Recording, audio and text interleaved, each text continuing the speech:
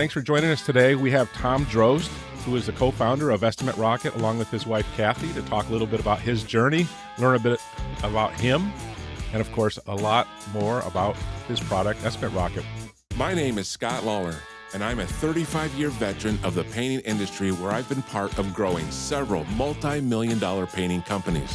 I have worn all the hats and have experienced everything you have experienced, are experiencing, or will experience. There is lots of chatter about getting to $1 million, but what very few focus on is what it takes to blast through Death Valley and create the multi-million-dollar company of your dreams. We don't focus on fads, tricks, or shortcuts. We focus on solid foundational business principles and data that deliver results. This is the Consulting for Contractors Beyond $1 Million podcast. Okay, welcome, Tom. Oh, great to be here, Scott. I want to start a little bit about you. Tell me a little bit about your background pre-Estimate Rocket. How did you get here? A little bit about, what qualified you to develop this product and, a little bit about your earlier years, not necessarily all the way down to infancy, but, somewhere between here and there. Let's start around. There's some. I'll make some hops here, but I went to college. I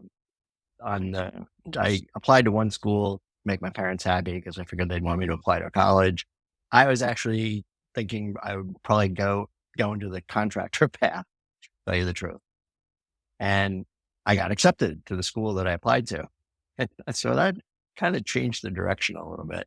Went to school to an accounting school, basically. And liked some of the stuff about accounting, made it through 3 years in the accounting program. And then I said, nah, this is not really what I want to do. Got through an intermediate accounting, which was useful stuff. And then advanced accounting looked like, no, this is not going to be any fun. This is why this is for people who make fun of accountants. That's where that breakup was. So I got through on a managerial program, finished with a manager grade. Got my first job as an accountant, staff accountant. Sounds more like an infection than a actual position. Mm-hmm. And I spent the year there, went to the next job, same type of job, had one of those epiphany moments where my boss's boss, my boss's boss, and my boss's boss's boss, their heads like aligned at this one moment as I'm looking out across the office. I swear this is true. And I just looked and I said, I really don't want to wait till I'm as old as that guy.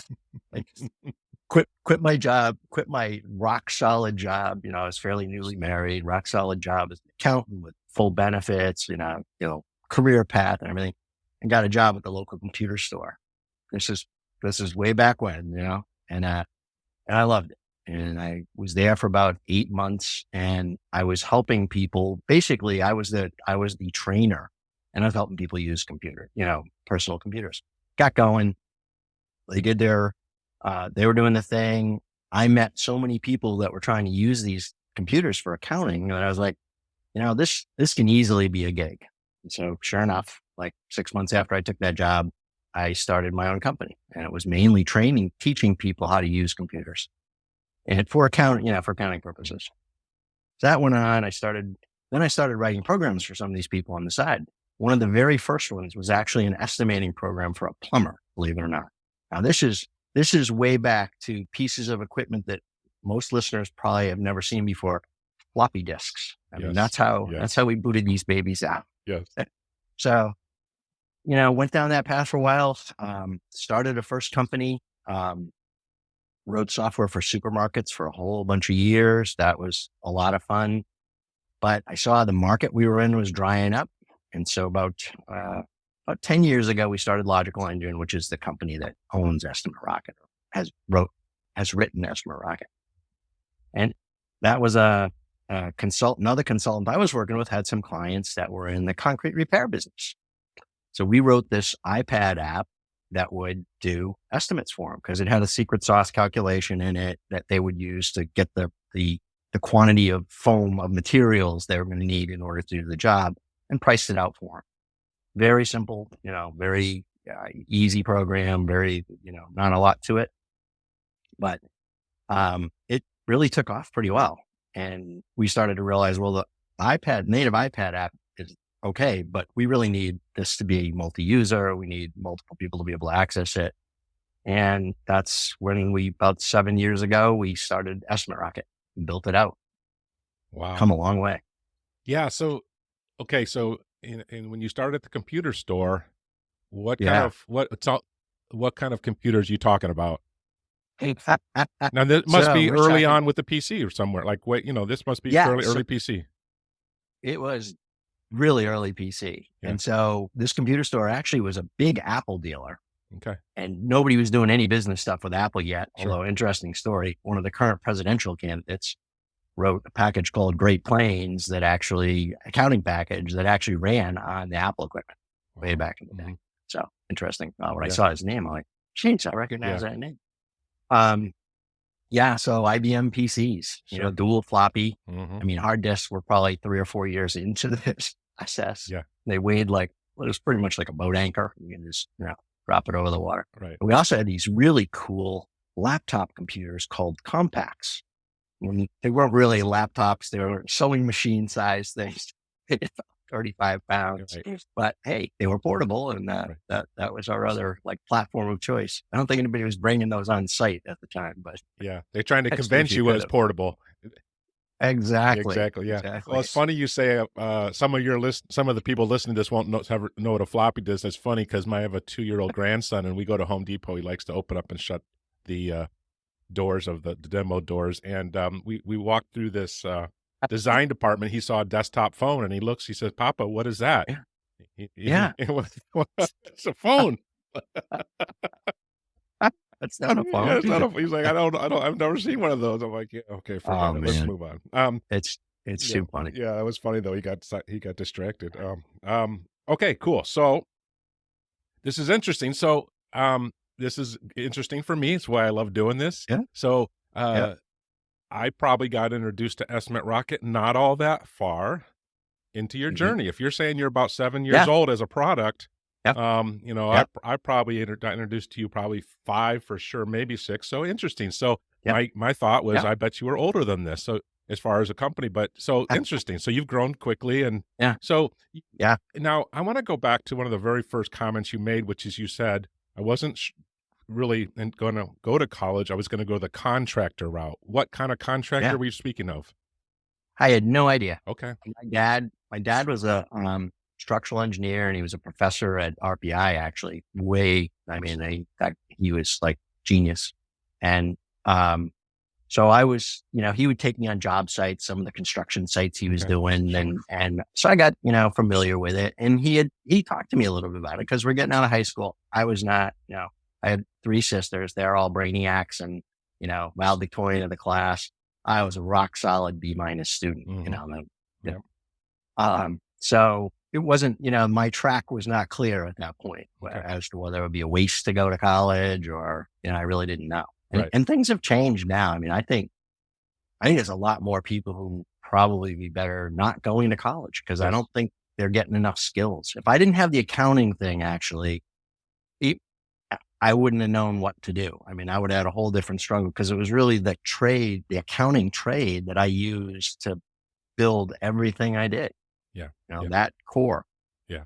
I shouldn't have gone to college either, but I did get a wife out of it. So, for Me those that too. those that are interested, I could tell you exactly how much my wife cost. But that's a different podcast. All right. So now I have another question here because, I work with principally painting contractors. And of course, you're marketing your product to painting contractors, but I also know Sure. that it's not a painting estimating program. It's an estimating program. So, who, who was this designed for, and how did you get to us, our industry? Tell Yeah. a little bit about that process. So the design, as we worked with and one of the things I've always done in developing software is, you take a look at the specific thing you're talking about and working on, but you also my approach was always take a step back Mhm. and look at it and say, well, yeah, I could do it just like that. But if I do it just like that, it's only going to be good for this very small Yeah. niche. And to begin with, it was concrete repair, concrete lifting. Yep. And so I took a step back and I said, okay, what's common between concrete lifting and other people that do things like this? And we figured out that they had sort of the same sales cycle. They all required some sort of an estimate that in most cases was done on site. So you needed to build it kind of in the field. Ideally, you'd build it in the field. And they had a pretty steady cycle. It was, you get an incoming lead, which we start at the incoming lead. We don't necessarily get leads, but we start there. And you make an appointment, either do over the phone or whatever. So that's the first phase. Second step is, okay, meet with them once you get an appointment. And this really repeat. And then then you follow up until you get the deal, then you schedule the work and invoice it and start all over again. That is pretty common practice for almost all the trades. Exactly how they estimate, materials are different, but the billing at the end is all the same. The basic scheduling process is all the same. And so we figured, and so we built the part that we made really flexible was the part for the estimate, because that's really the main differentiator between the different people that use Estimate Rocket. Sure. Now, what I love about these conversations, it's pretty fresh. So I didn't do a lot of planning. So I'm got questions right now. I'm like, this is exciting. Now, you started about 10 years ago, 10 years ago, starting to programmer. So I'm going to call you a programmer is what you really were, I think. Is that fair? I mean, not then. I had programming help then. I did do a lot of programming in my first company. Second company, it didn't make sense for me to do that. Okay. But I got hired help. 7 to 10 years ago, sort of that building range, you're on the front end of cloud-based programming, true? Oh yeah, absolutely. So how did you even, I mean, you haven't. I found a young guy. Did you? Okay. I was going to say, you haven't told us to our face that you're a pretty smart guy, but you're a pretty smart guy. I mean, you got into computers early and now you're into cloud software early. Yeah. Yeah. It was, and I knew, by the way, that was a lesson learned from my first company. My first company was all on-premise software.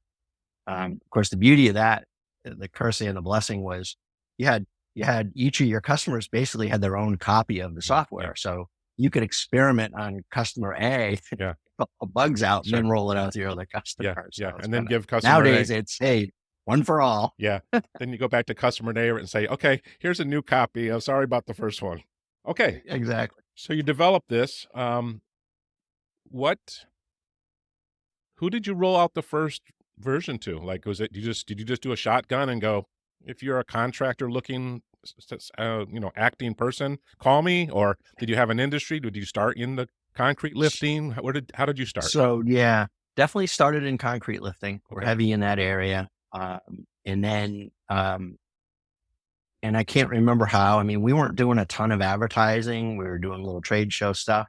But the other nice thing about the trades is they do meet and talk with each other. Mm-hmm. So, somebody sees it out in the field, and it was really a lot of word of mouth. People see it out in the field and say, hey, that's pretty neat. Yeah, where'd you get that? What is it? And I think a lot of our early growth was that way. That is how it kind of transformed into different trades and spread out. So we get one, we got a painter. And we said, oh, what do we need to do for painters? And we figured out, okay, here's how we can handle what we do for the painters. And then we got, a roofer, and we figured out, okay, here's what we can do for the roofers. Because again, fundamentally, it's the taking and calculating of the estimate that's unique for the trades. But at the end of the day, it's a list of services and materials that you're going to provide, terms and conditions, contract information. That proposal ends up holding the same.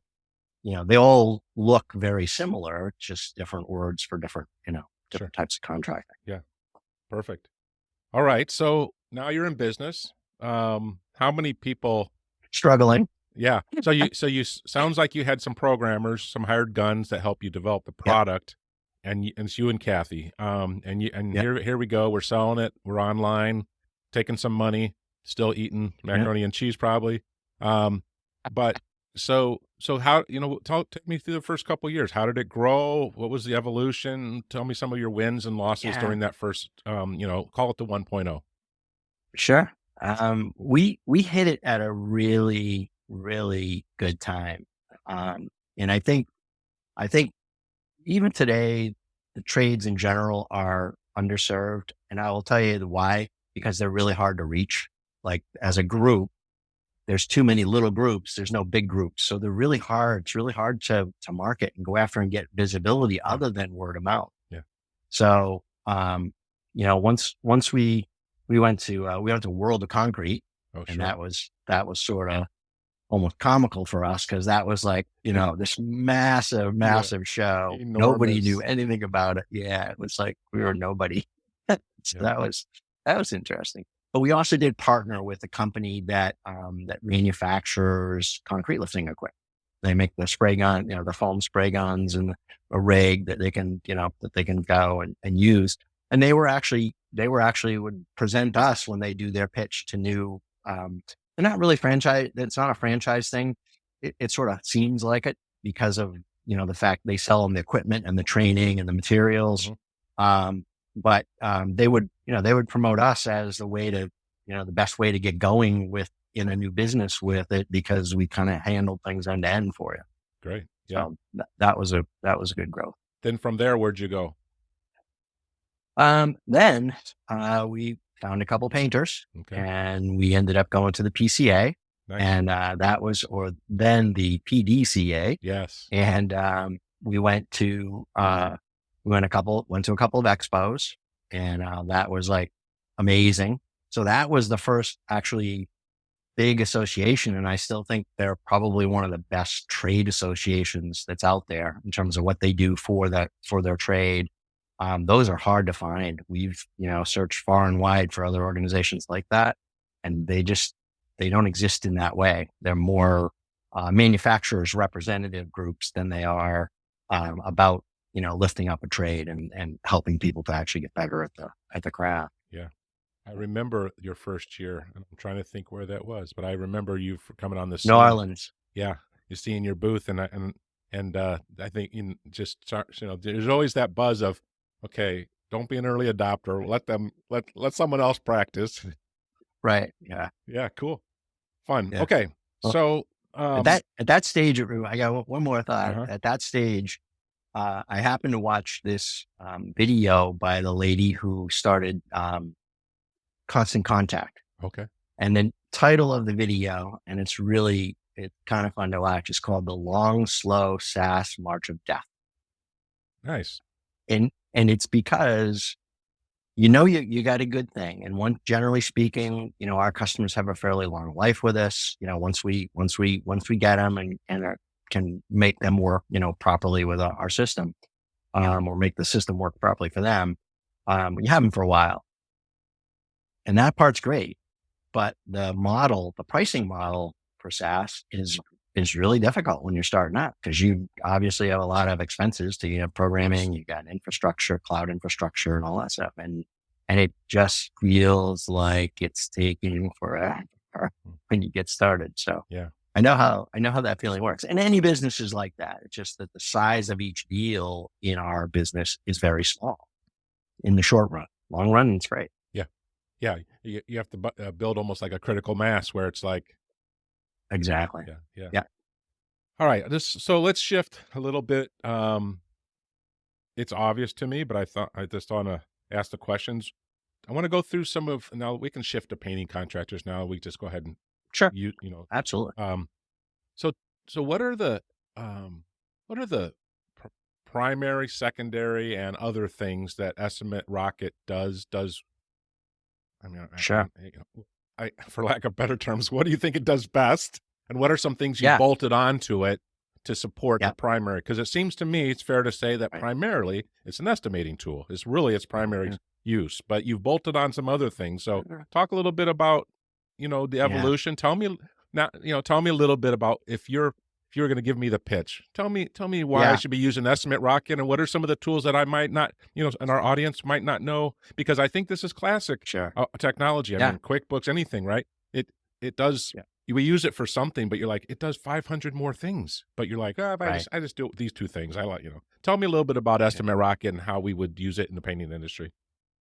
If I had to do it again, I wouldn't have named it Estimate Rocket. What would you name it? We'd have given it another name because it pigeonholes it to, that's what people think is all it does. Got it. And initially that is Sure. all it did, in Mhm. fairness. Here, I gave you the elevator pitch, Perfect. which is really short. Mhm. Estimate Rocket is an end-to-end software solution that enables service contractors to run their businesses efficiently, saving them time and money so that they can stop focusing on technology and start focusing on the customers and work that matters. That's the 30,000 feet view. That's beautiful. It's like you read that. Yeah. You said that a few I almost times. have it memorized now. Yeah, just about 1,000, I think. Your co-founder will be very proud. There you go. And she'll be happy that I'm smiling. Yeah, that's right. There you go. Yeah. So I kind of look at what we do as there's three major elements, and they're kind of the elements of business. There's this estimating sales and proposals and the closing of your deals. That's one big portion. I consider that phase one. And that is where a lot of people get started, because if you start in the middle, you can go use it right out of the gate to do, work schedule, but you still got to have somewhere, you got to have the details of what the job is about. So it really kind of makes sense that you start there. And the next phase is really what I think is actually the most important part of it. And that is the, coordination and scheduling and communications pieces, and the way and the ability to have all of the documentation for the job just in one spot. So you really have everything about your job, each job in one place, and it's easy to get at, and everybody can get at the same information. So there's no more paper file that somebody's looking for. There's no more, I always call them rice bowls. There's no more things where I got to get that from John, or, we can't do the job because he's the guy who has that one piece of paper that's got all the information on it. Right. And avoiding that, if you're going to grow, you have to be able to avoid that. So you've got to have that common repository for what you need. Yeah. And you need documentation just for, when jobs go bad, if something goes wrong, you need to be able to show what you did and how you did it. And then the final piece is really the accounting, and that, know your numbers is a real popular phrase these days. And it unfortunately, as I used to tell people, my specialty is the desperately dull and boring portion of running a business, which is the accounting. How do you account for things? What numbers are important to you? How do you collect them? How do you keep them updated? I mean, those things are the lifeblood, but it has to be presented in a simple enough fashion that you can digest it. It has to be simple. Yeah. And that's really one of the things that we do.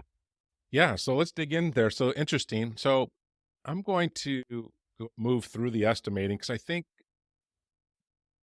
in the interest of time, I think most people know Sure. or are aware of the way Estimate Rocket estimates. And if you are unsure, just log into YouTube and go to the Estimate Rocket channel and look at some of their stuff. So assemblies and all that stuff. I mean, I think we're going to get stuck if we're not careful. We're going to be 3 hours on this podcast. So, but I will just affirm that Estimate Rocket estimates very well. I mean, there's all sorts of ways you can do it. You can do it old school, T&M type of hours and paint. You can do production rates. There's some in there. You can put your own. You can put them together. It's called assembly. So does it very well. So what I want to go into is what you just said, which was sort of interesting to me, which is you really think the production section of the workflow is really what you are excited about today. Tell me a little bit about that. So I said, yes, let's go. Excited.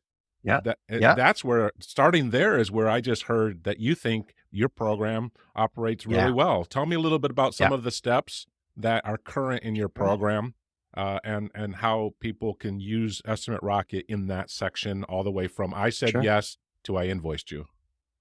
Yeah. So one of the big things, again, throughout the whole application is accountability. And by that, I mean simply knowing who did what and when.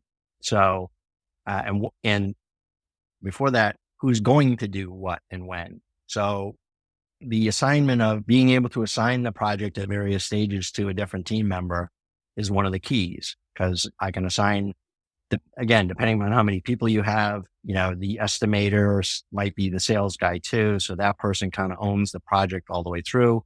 But we have a lot of companies that have, they have the head salesperson or the owner owns the project, but they'll assign it to the estimator to do the estimate. Sure. When the estimate gets accepted, they'll assign it to the crew leader or project manager that's going to run it. And then when it's done, or even sometimes in the middle, they'll assign it to a bookkeeper to get the invoices done and make sure everything gets, a project coordinator to make sure that they clean up everything on the tail end.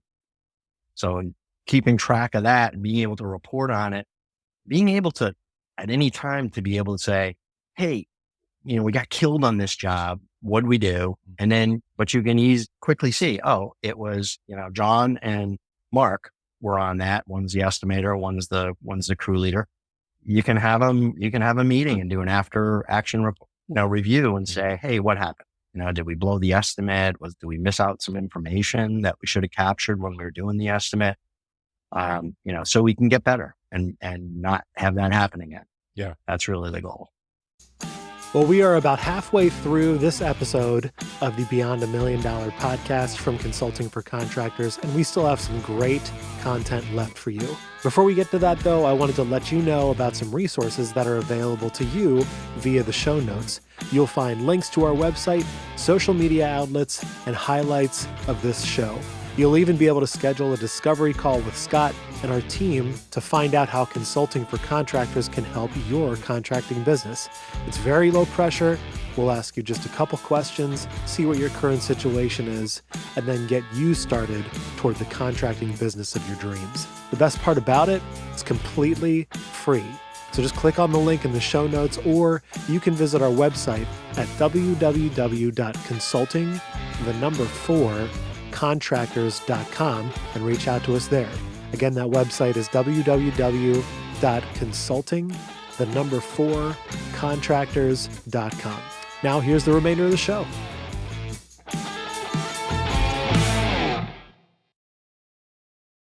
So could you tell us a little bit about the function of tags? So what you just said was we assign Sure. users, specifically a Yeah. user. So here's an estimator, here's a project manager, or whatever. How are those different than tags, and what are some of the ways tags are useful in Sure. using your tool? Yeah. So tags are used typically for status or definition. And by that, I mean, a great example of tags are, hashtag interior, hashtag exterior. What kind of project was it? But you can also use tags as sort of a status indicator, because you can add them and then delete them when they're no longer relevant. So you could have a hashtag, need paint colors. You can have a hashtag waiting for permit. You can have a hashtag, whatever statuses you might need, because you can search for those super easily when you're looking at your list of projects and finding, okay, hey, what are all the projects that we're waiting for color selections on? What are all the projects we're waiting for permit, or, whatever those key blockers are that you have in your company that you need to be able to get, pull those all together and know which ones you can move forward. Okay.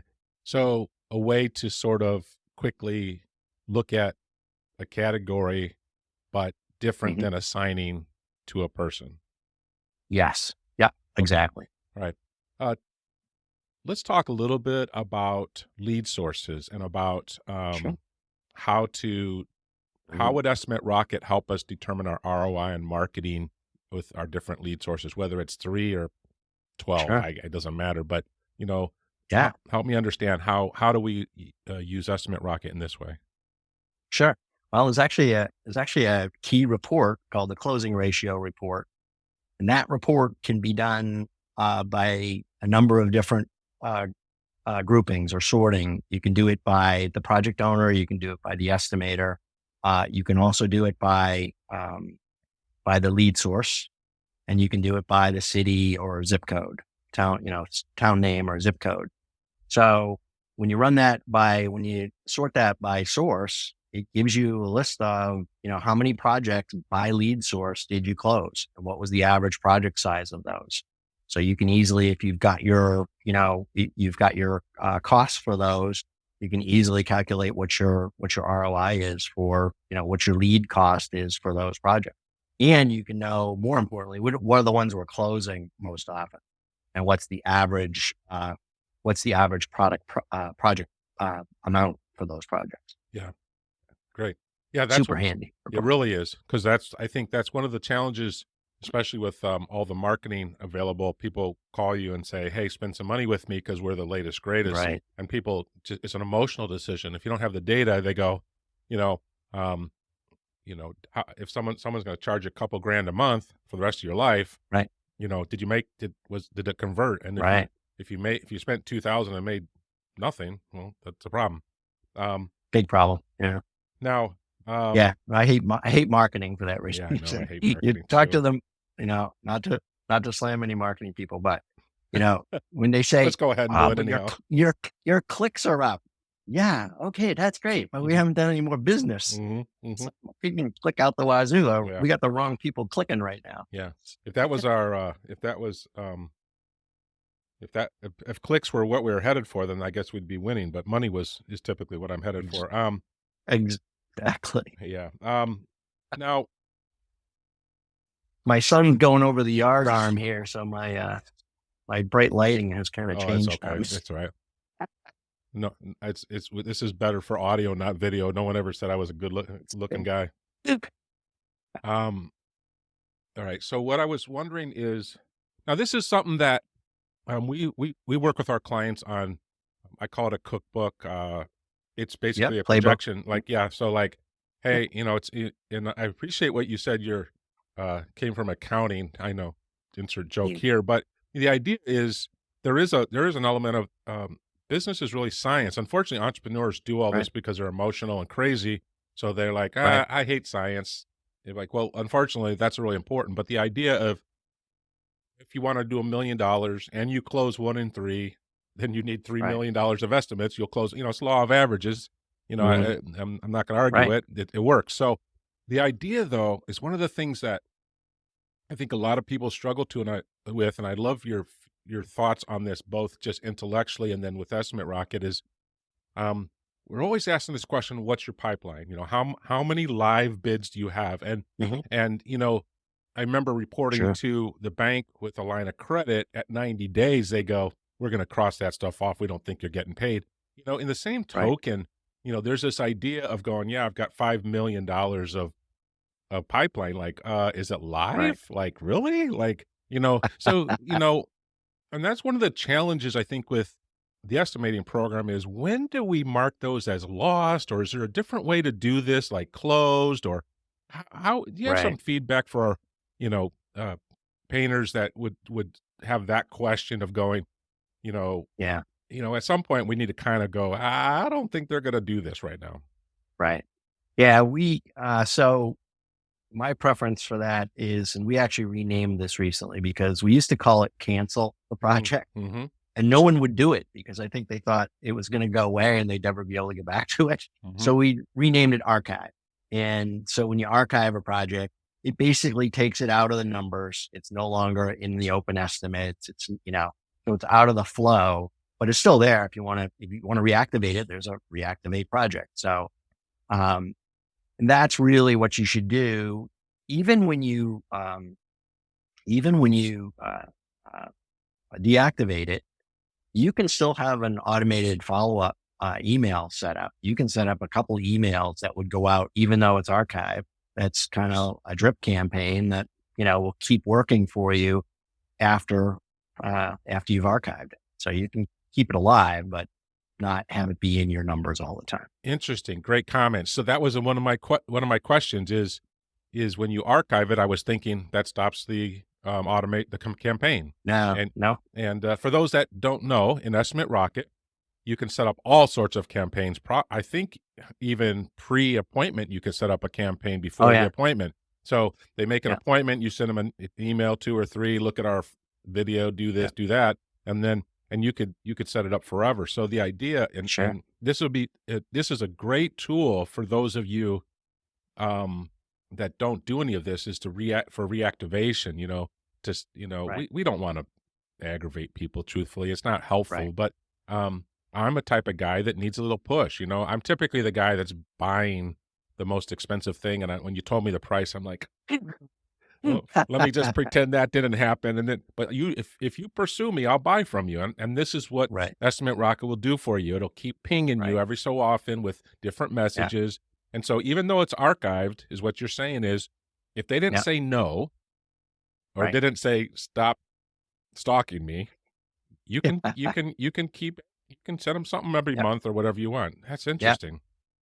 Yeah. In fact, when you complete a project, there's a completed project campaign, and the completed project campaign actually goes out.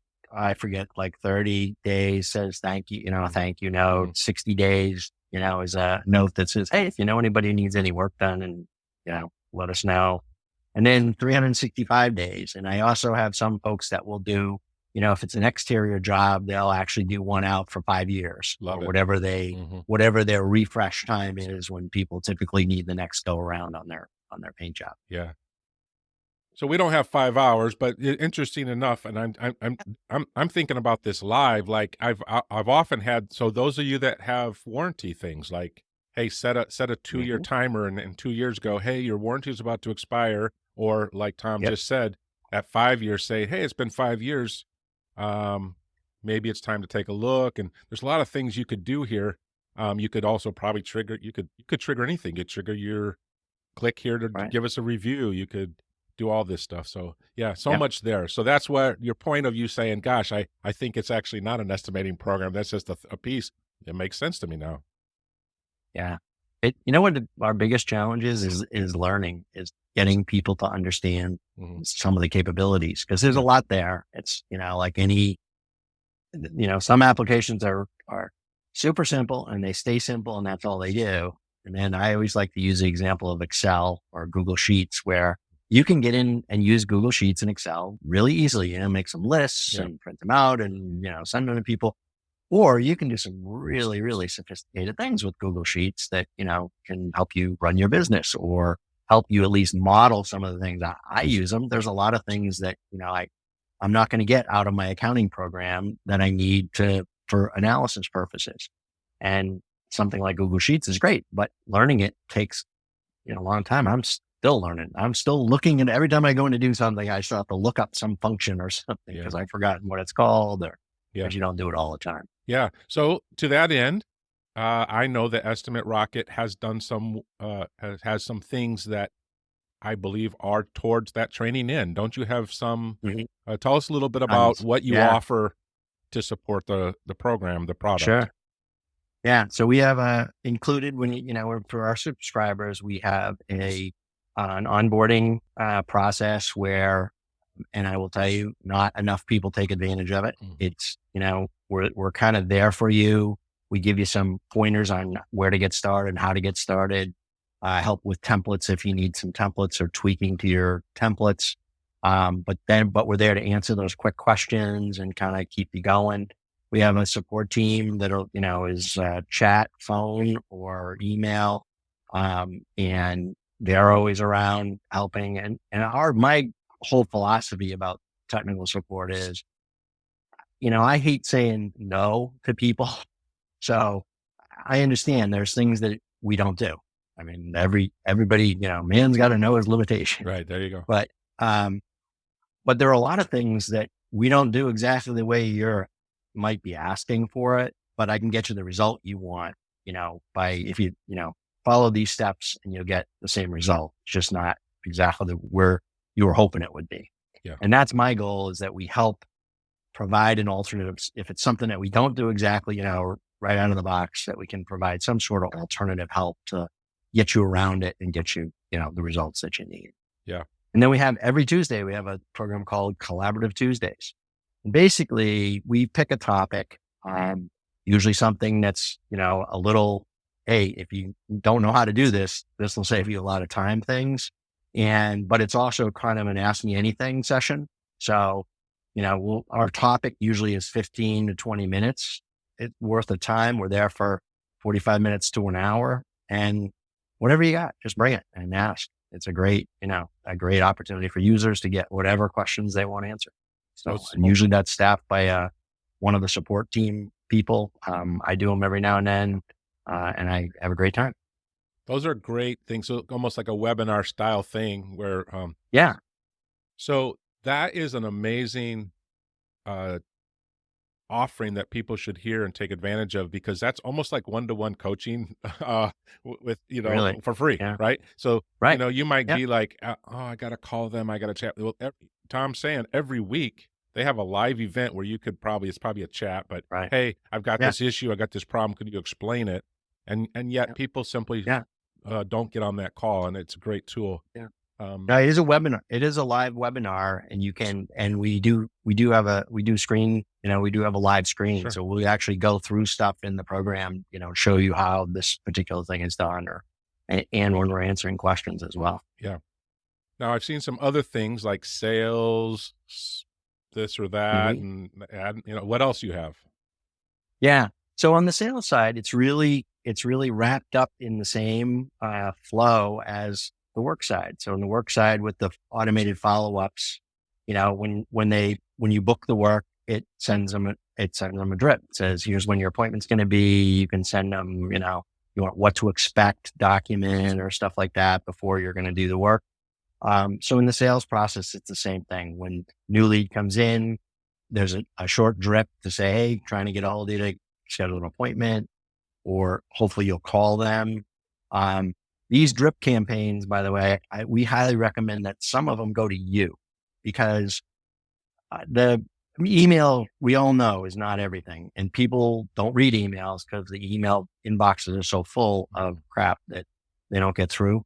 So in a lot of the sequences, we suggest you email yourself, and it has the customer's phone number on it, and you pick up the phone and call them, because that's probably still the most effective way. I mean, and almost every service contractor spends a lot more time on the phone than they spend on anything else. So you really tailor them to, get whatever results you're looking for. Yeah. Excellent. All right. Couple more things before we wrap up. I did want to ask you, and this is, you might have something, you might not, but what are some things that you see changing in the contracting world, over the last 7 years? What have you seen Yeah. anything that's interesting or worth mentioning? I think probably the biggest thing we all saw, which was COVID, made a big change in how we do things and how people want to be interacted with.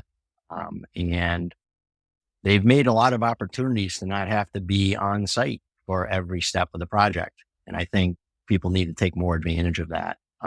You can do a very, persuasive pre-qualifying call with people when you're trying to schedule an appointment with them, and make sure that they're in your price range. Make sure that they've got a budget for the thing that they're asking for before you even go out and look at the work. We all, there's ranges of some of these jobs that, and for the most part, unless there's something, really unique, well, unless there's a lot of unique things, Yeah. everything has some unique stuff, but so you can pre-qualify a little bit without ever going out on site. And that's way cheaper for you to do pre-qualifying a little bit than it is to go out and spend an hour going somewhere, an hour, half hour waiting for people.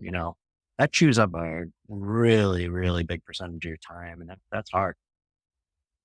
The other thing that a program like this, for those of you that aren't using this kind of a tool, and it'll be a learning curve. You'll have to learn it, but to plug in these things live on an iPad as you're walking through, or my style was, hey, walk through with me, tell me everything you want, then I'm going to take a second lap by myself. So, you always feel this, Right. but this idea, and we do a lot of sales training. We have some people that know me know that I'm a big proponent of sales, but the idea of, Sure.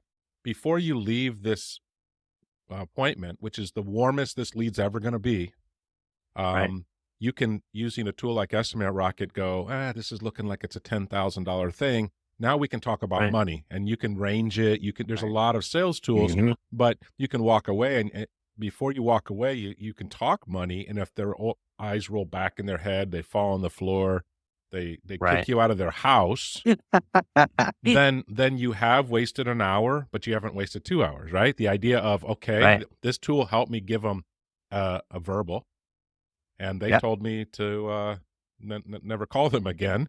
then Right. you can, Right. you can learn from that experience. You practice your Right. sales thing. You didn't have to write it up, but these Yep. things give us a lot of ability to instantaneously. And the other They thing do. we advocate is we love hiring salespeople that aren't painters, right? So how would you tell someone? Well, Right. you have to have production rates. You have to have a tool like Estimate Rocket to Right. teach a non-painter, because we think you could teach someone to plug in numbers. Um, Right.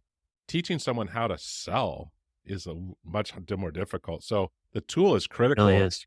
And, just the ability for the documents to be electronic. We have all these issues where, oh, I handed the work order to Joe and now Joe's sick, or he's I got to get the work order. No, you don't. Right. Work order's Right. electronic. It's an Estimate Rocket. Send it to them again, or have them Yeah. log in or whatever. So, Yeah. all Log right. in when you clock in.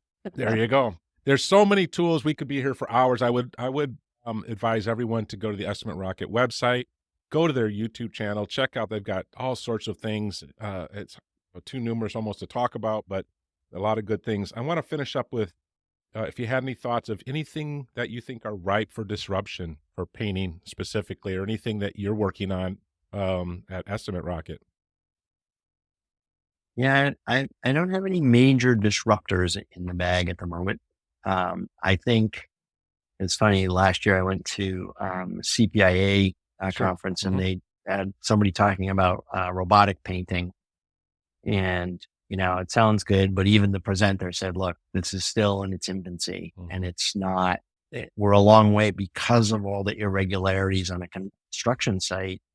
We're still going to be a long way from that level of automation being used on anything except major, big projects that are very repetitive in terms of how, so these robots basically can be programmed to do this over and over for the 5,000 rooms or whatever in the skyscraper or whatever the project is. So, I think that stuff's coming at some point. I mean, AI is interesting. It got all the press right now. The only thing I'll say about that is there's some very handy things that ChatGPT or your AI tool of choice will do. You just have to read them. You have to read them after it gives you, its results, because in a lot of cases I've found that it takes your personality out of it. So if part of how you're writing things has your emotion in it and your feelings in it, it'll strip that out in a lot of cases, and you'll end up with something very genericized. And I think that's one of I think people are going to rely on that a little too heavily, and they're going to get disappointed because people are going to start reading their things and go, "Oh, this just is sterile. There's no feeling, emotion to it, or character to it." Sure. And there's a few out there that need to use it so that you stop putting so much emotion into your emails. That's a good point. That is a very good point. It's very good for that stuff, though. It is actually a good tool to bounce your thoughts onto, and it'll come back with some accurate things. Just make sure that it hasn't stripped all your feeling out of it. Yeah. Excellent. Any last thoughts before we wrap this up? No, it just that was a pleasure. I enjoy reminiscing. Yeah. Enjoy talking about the product that we love, and really do enjoy helping people build businesses. That's just been a part of everything I've done, and since I got out of college. So it's still doing it. Well, I'll say the Estimate Rocket still is a very responsive company. Often these technology platforms start off, as Tom did, as sort of a ma and pa, if you will. And he answered the phone. He was the butcher, the baker, the candlestick maker. And then they get a couple, like they get 100 or 200 or 500 or 1,000. And next thing you know, they move to, well, chat with me and email me. And next thing you know, there's nothing. Like, try to get a hold of Intuit or something like that. You're like, forget it. Right. So back in the day, it was phone calls, because I'm an immediate gratification dude, but they are still very responsive, highly responsive, in so many different ways. And so I would suggest everyone just go to their website. They have a trial feature. If you've never used the tool, heard of it, watch their YouTube videos, get a demo, whatever you need. They're very responsive. And if if you need some hand holding, they'll hold your hand. And and they've been really great. We haven't even talked about pre-estimate rocket, but as far as other things, but they really do a good job. And I think one of the things I want to just finish with is what Tom said is it is a machine, right? Software is not think like you exactly, but whatever you want the sausage to look like out of it, you can do. Because I used to do that a lot. I like my terms and conditions differently, and I just Yeah. made them. I made them an item template. I'm just going to do it. I'm like, yeah. Exactly. How about how can I make this header different color? Sure, we can do that. Mhm. So Yeah. the best thing you can do is ask, because the answer is Yeah. almost always yes. We can make it do that. We can make it look like that. So they're a great resource, very responsive. Tom, it's been a pleasure. Say hi to Kathy for me, and thanks for Will adding do. value to our community. My pleasure. It was really great being on. And anytime you want to chat, I am more than happy. Good there. Awesome. All right. Take care. Thanks, Scott. Well, thanks again for joining us on the Beyond $1 Million podcast. If anything you heard on the show today intrigued you, or if you're just interested in getting in touch with Scott, please visit the show notes. You can click on the Discovery Call link to get started. We'd love to find out more about you, your company, and how consulting for contractors can help you grow your business to $1 million and beyond.